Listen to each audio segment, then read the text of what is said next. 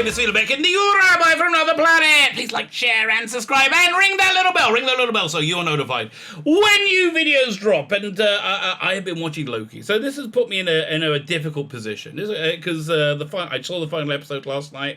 And right now we're in a very, very severe part of Jewish mourning. Now listen, we Jews, we know how to mourn. Okay? We know how to be miserable, mate. The Catholics think they know how to be miserable. Screw you! We know how to be miserable, okay? But this is the super miserable bit. Okay, we're in super misery right now. The 9 days where we are mourning the destruction of the first and second Jewish temple in Jerusalem.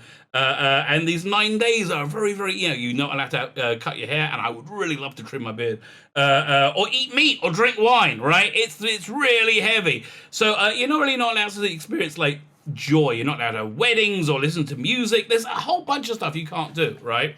So it put me in a difficult position, because I finished watching Loki last night and went, oh, thank God! Thank God for that. But then I saw the ending and went, oh God, no. Oh God, no. No, please, no. As you know, I am a person who anticipates the apocalypse at any given moment. I mean, I really do. I haven't been like this all my life. This has been 6 months. I've been like this. Basically, like the 6 months that America and the Western world has just imploded completely from my mind. But please, if there's a merciful God in heaven, please end this pain any way you can. Like the Doctor Who, of Loki season 2, of the MCU, of Star Wars, of Star Trek. Just any way you can, mate. Any way you can. End this pain. Just end this pain. We're all begging you, right? But anyway, with that aside, can you hit the like button? That'd be great. Can you hit the like button? Can you hit the share button? Can you hit the subscribe button? Subscribe to the Rabbi today. And if the apocalypse comes, I don't know if your subscription will afford you divine protection. I'll put in a good word for you, okay? Best I can say. I will definitely step up, put in a good word for you. But you really want to be safe. Beelzebub and his servants of evil, when they roam the land. You ever seen the movie This Is the End? I don't think it's going to be like that, but wouldn't it be funny if it is? So if you want divine protection, I would recommend. I mean, hit the subscribe button, obviously. If you're subscribed, make sure you're still subscribed. Also, go check out my Indiegogo. Oh, there it is, right here. I'll point to nothing. Go check out my Indiegogo. 2 awesome graphic novels. We're nearly done, okay? After the mourning period's done, I am selling this thing like hotcakes, as much as I can do to wrap up the campaign. So I want to get it to print this month, right? It's going to print this month, I hope. Okay, I've made many promises, which I've broken all of them. No, not all of them. The one promise I made is it's good stuff, mate. Good stuff. Well, what do you get? You get 2 awesome comic books. You can buy them individually, or you can buy both of them. You've got Biblical, Bible Stories, Ace the Grace of Rashness Rogues. It's 220 pages long. It's awesome. It's so much better than Loki. Oh my God. It's so much better than Loki. It's very, very biblically accurate, not preachy at all. It's a story, baby. It's a story. Then we got this thing. I wrote this one. I wrote and drew the other one. It's The Imperium, a love letter to telefancy of the 1960s. James Bond, Emmett Till, Doctor Who, The Black Slap from 2001, and a monkey in a spacesuit. A bit of Prisoner, a bit of Thunderbirds. It's fantastic. You only hit 8 grand. It just unlocks a bunch of new stuff, which we're about $80 away. I think about 1 or 2 backers away. This thing gets to this pin-up you're going to get if you get both, but it gets turned into a poster. Supersize me. And let me tell you, this poster does have the ability to supersize one part of me, okay? And it does it very well. I think I might throw in this poster as well. That one. I don't know. Who knows? Or dare say. Anyway, just go check it out, back it. Something you don't need to check out. Okay, like you don't need to check out is Loki. Something you don't need to check out is the MCU Phase 4, Phase 4, the MCU Phase 4. When Doctor Who started, it exceeded expectations at how bad it was going to be. It truly exceeded expectations. Well done, MCU. You've done that with Phase 4, which I've seen every part of so far, and oh God, it's all bad.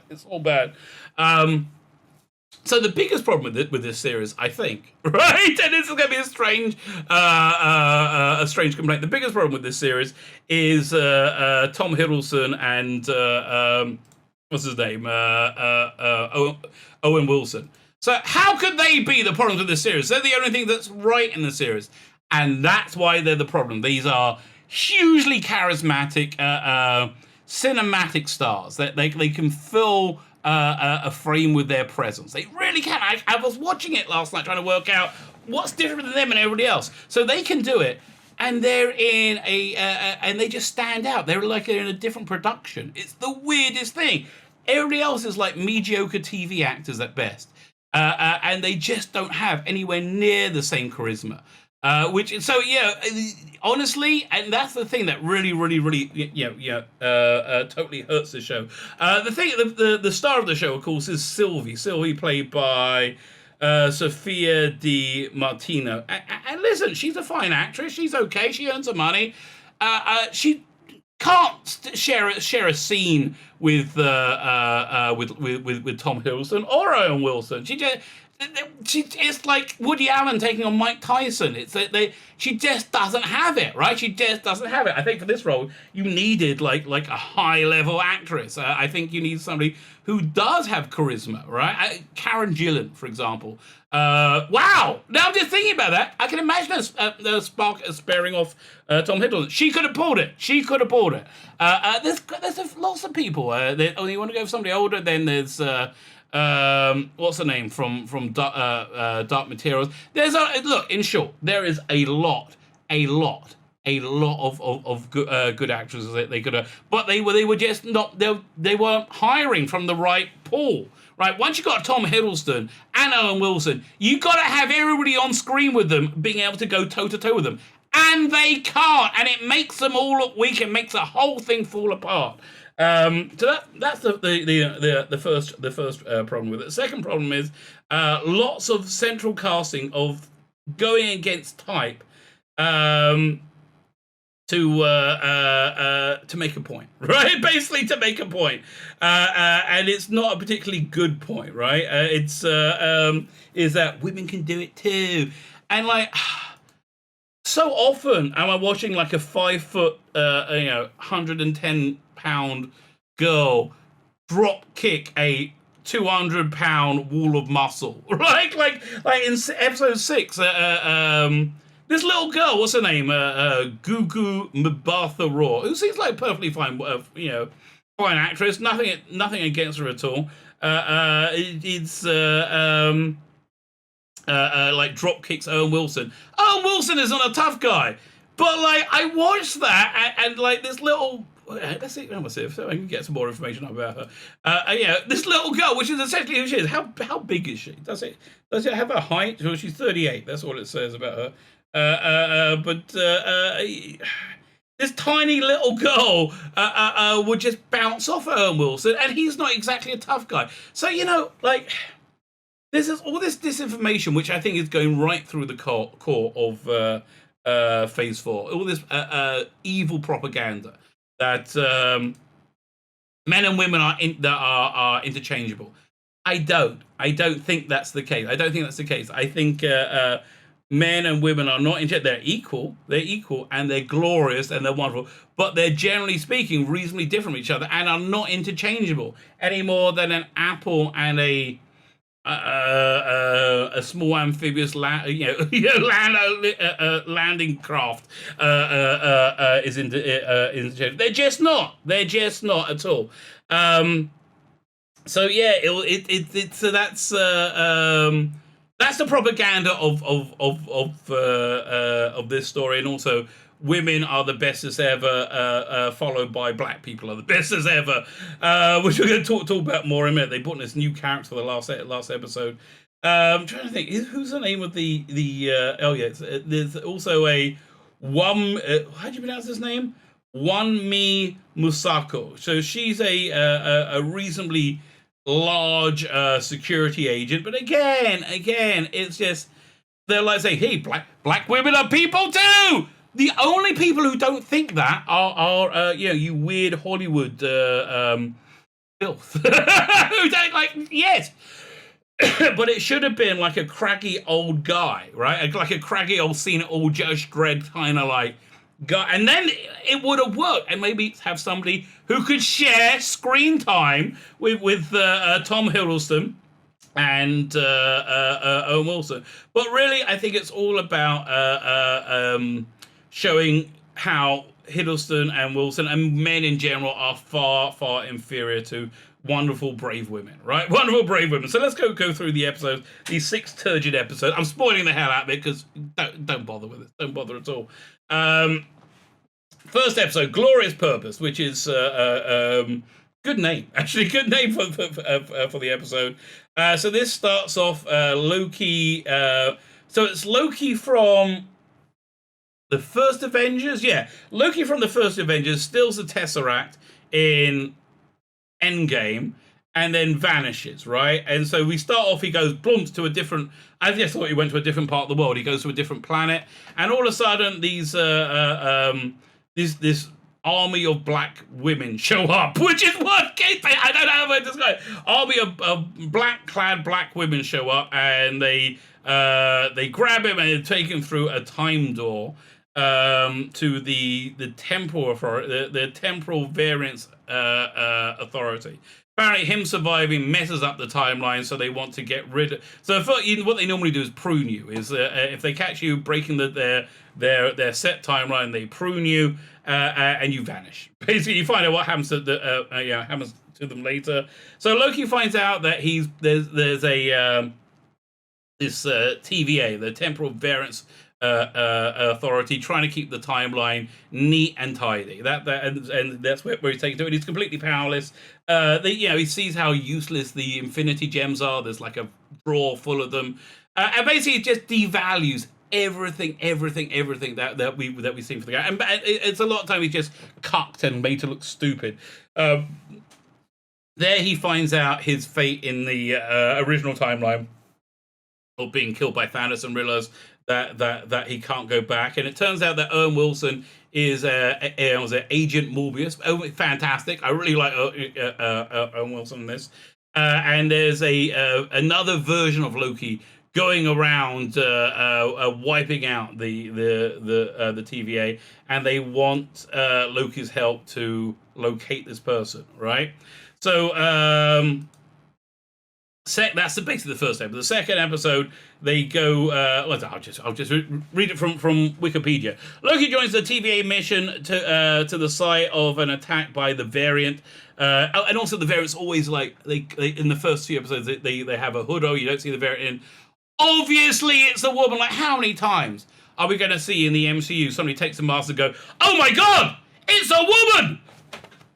Oh, like who you? How many times can you do it and expect us to go, no, nobody gives a shit, okay? Everybody knew it coming. Right, so they're in 1985 in a mall, I think. Was that later? And it's in a fairground thing. So he stalls the attempt to bargain his way into meeting with the timekeepers. Yeah, these 3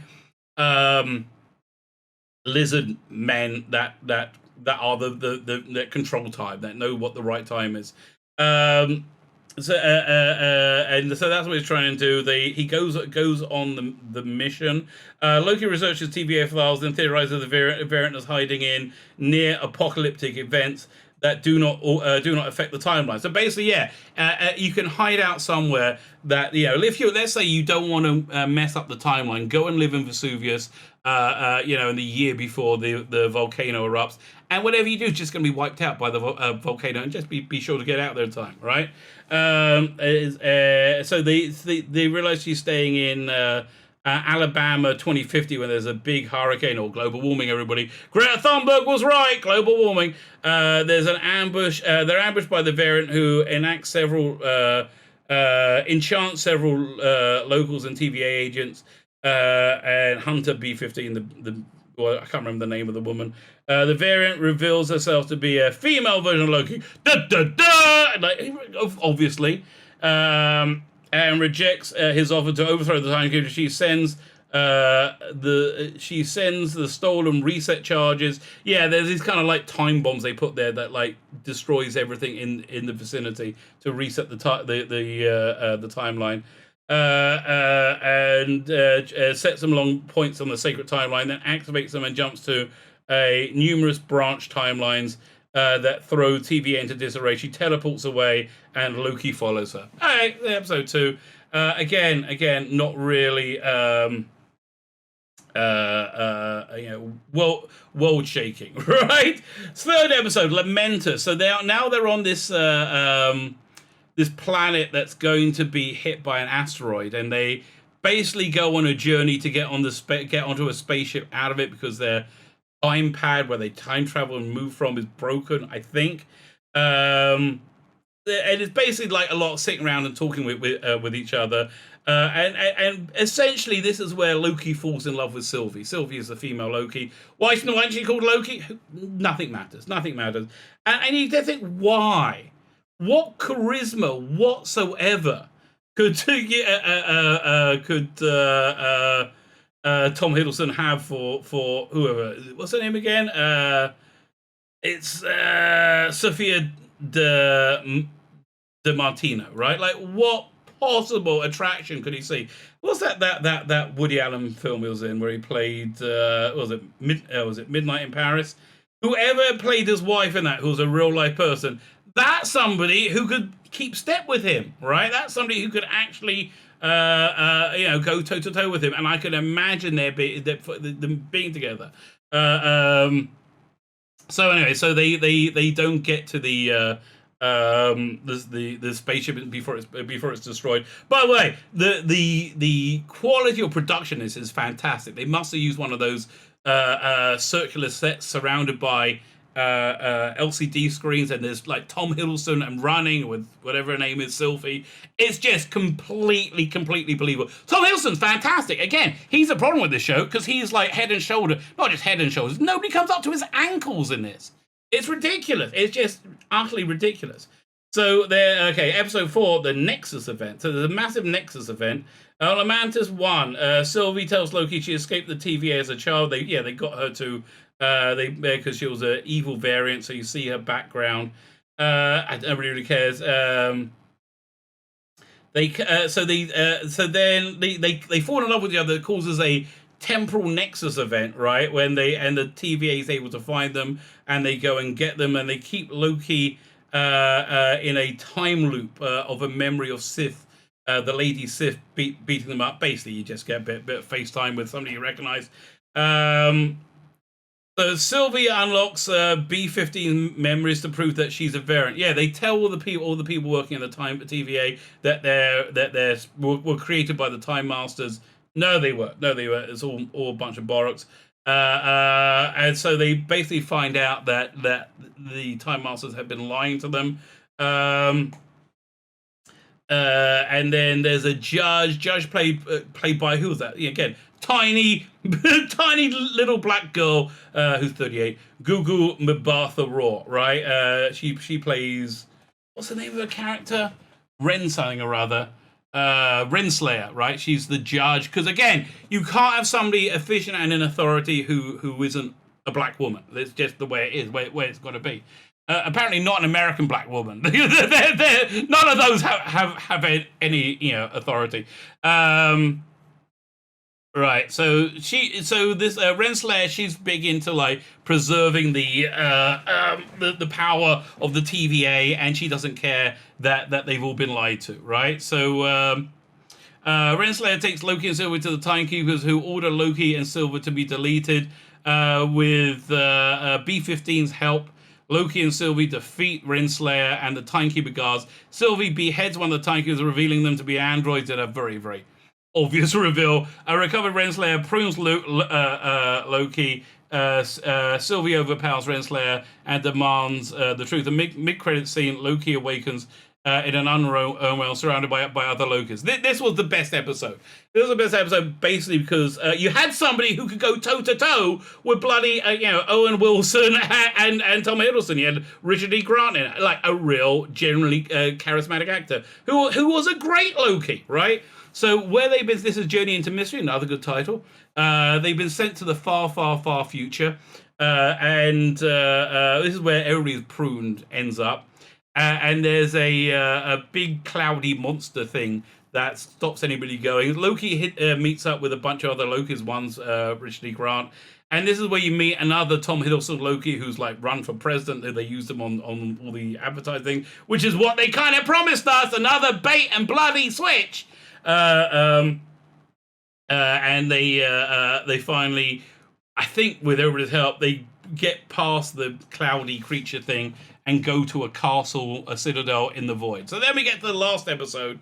And by the way, do you like people sitting around and talking? Because if you do, this might be for you, this show. That I would say a good 50% of it, maybe 60% is sitting around and talking. And yeah, they got this, the way they do the exposition is so incredibly clunky, right? Again, Tom Hiddleston, Owen Wilson, you take those people out of this, and you just get substandard quality across the board and direction, writing. Apart from visual effects, as I said, the realization, that stage that they use, that 3D stage, freaking incredible. So they're at the citadel at the end of time, and you find out that they're meeting the last person to survive, which of course is a funky black guy, right? Which is the best way of describing it. A funky black guy, right? Again, isn't able to take up to hold screen time with Hiddleston, right? Why not you get someone like Patterson Joseph, right? Okay, you want to have a black guy, skin color is all that matters to you. There's one or two really good black screen actors. I mean, like, what the hell's wrong with you? But here's the thing. They go, oh, I hired a black person. I must be a good person. Oh, I hired a lady. No, why not hire the best person for the freaking job? No, nobody can think of that. So then it turns out that this guy, he created the TVA because there was a interdimensional war with versions of himself killing each other, and he keeps the war going. He keeps TVA going to make sure keep the multiverse at peace. Fine, so let's read this bollocks.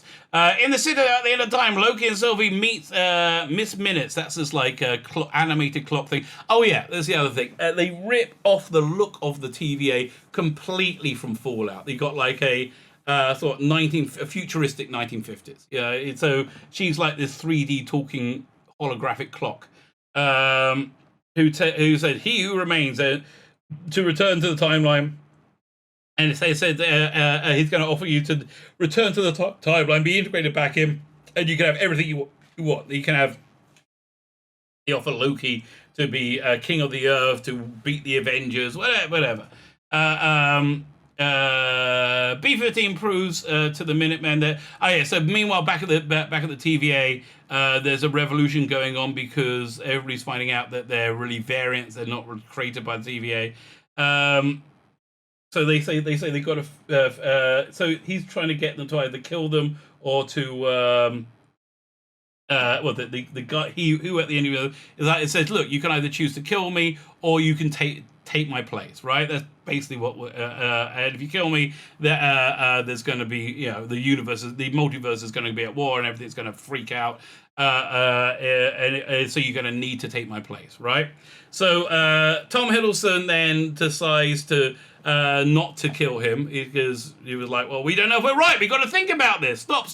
But Sylvie's like, no, gotta kill him. And she pushes Tom Hiddleston through a time door, kills him. The timeline goes crazy.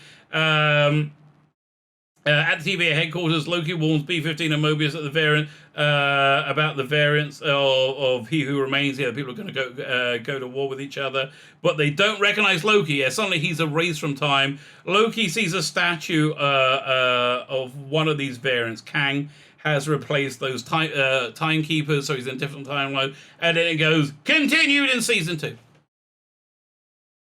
Yeah, again, I'm holding out for the swift apocalypse and saving us all from this nonsense. My name is Tzvi Lebetkin, the Rabbi from another planet. Please like, share, and subscribe, and ring that little bell. Ring the little bell so you are notified when new videos drop.